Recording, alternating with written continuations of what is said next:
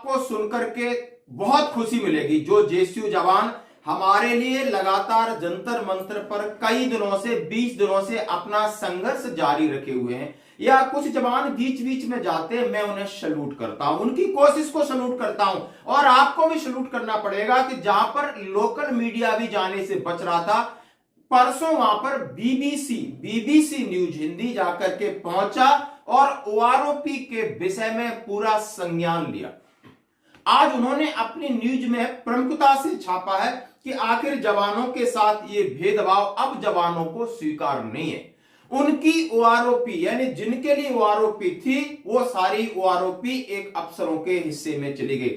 आखिर क्या क्या तथ्य थे जो कि बीबीसी ने छापे, मैं आपके साथ उसका जो न्यूज शेयर कर रहा हूं, बाकी आपके साथ मैं हेडलाइन शेयर करना चाहता हूं। इन्होंने कहा है कि सिपाही से लगाकर के सूबेदार मेजर ऑनरी कैप्टन तक सब दुखी हैं, जिनको हम बोल सकते हैं पीबीओआर, पर्सनल बिलो ऑफिसर रैंक, और लेफ्टिनेंट कर्नल से लगाकर के मेजर जनरल तक सब खुशी है। आप समझ सकते हो कि 23,000 करोड़ जिनका आवंटन था, उसमें से 3% जो अधिकारियों उनको पूरे खुश हैं, उनको पूरा लाभ मिल गया। 97% लोगों को उन्होंने देखा होगा, कम से कम 250 से 300, 1700 उनकी बढ़ी है, और कईयों की बिल्कुल नहीं बढ़ी। इसके ऊपर कई आप चीजें समझ सकते हो। आखिर अब क्या होने वाला है? जब वहां बीबीसी पहुंचती है तो उसके सामने पूरे तथ्य वो मांगती, आखिर कौन कौन से तथ्य हैं। वो जो तथ्य रखे गए वहां हमारे सैनिक संगठनों ने, जो भूतपूर्व सैनिक है, चाहे आर्मी के, एयरफोर्स के, नेवी है, जेएसयू जवान है, उन्होंने रखा सबसे पहले इक्वल मिलिट्री सर्विस पे जो वर्तमान में जो नौकरी कर रहे हैं या उस बेस पे पेंशन मिल रही है, वो पीबीओआर यानी 5,200 और अधिकारी वर्ग को 15,500, जबकि जोखिम भत्ता सबके लिए बराबर होना चाहिए। दूसरी बात उन्होंने कहा कि आप विकलांग पेंशन को ले जाइए, तो कोई 100% विकलांग है तो यानी जेएसयू जवानों को आप समझ सकते हो, जेएसयू जवान 18,000 और उनको 2.5 लाख है। आप समझ सकते हो किसी की औरत विधवा हो जाती, उसको कितना है, यानी 11,000 मिनिमम हमारे जेएसयू जवान के लिए, और आप अधिकारी को उन्होंने 45,000 का रखा हुआ।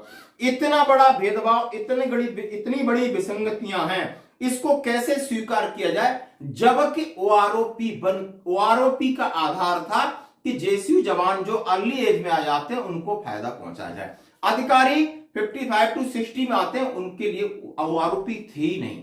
और तभी ये ओआरओपी की लड़ाई में आज अफसरों ने अपने आप को खुद को अलग कर लिया है, जबकि ओआरओपी 1 की लड़ाई में हम सभी जानते हैं, सबने मिलकर मोर्चा संभाला था और सरकार से इंप्लीमेंट कराया था। लेकिन आज ये लोग नदारद हैं, इसकी कवायद अब हम अपने दम पर लड़ रहे हैं। पहली बार उस मीडिया को साधुवाद जिन्होंने इतने हमारे इस मुद्दे को बड़े प्लेटफॉर्म पर उठाने की हिम्मत करी।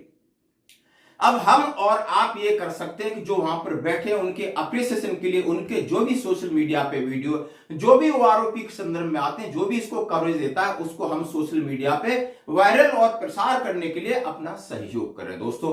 और ये जो लड़ाई है, जो अनियमितता आई है पेंशन, जो आपने अभी देख रहे हो हमारा बड़ा नहीं है, या किसी के साथ एक्स ग्रुप के साथ कुछ छलावा हुआ है, या नेवी में आपने देखा है पेटी अफसर रैंक को भी इस तरह उन्होंने डिग्रेड कर दिया है। बहुत सारी विसंगतियां, उनके साथ प्रीमेच्योर रिटायरीज को आज ओआरओपी का लाभ नहीं मिल रहा है। और इंस्टॉलमेंट के ऊपर अभी जाते हो, आज कितना ड्रामा हो रहा है, 1-2 पीसीडीए ने 2-2 लेटर जारी कर दिए हैं, फिर भी मामला कोर्ट में, कोर्ट भी कहता है सरकार नहीं मान रही। इसके लिए जरूरी सहयोग है कि मीडिया हो, सोशल मीडिया हो, सब लोग बुद्धिजीवी हों, जवानों के हित में आए ताकि उन्हें न्याय मिले।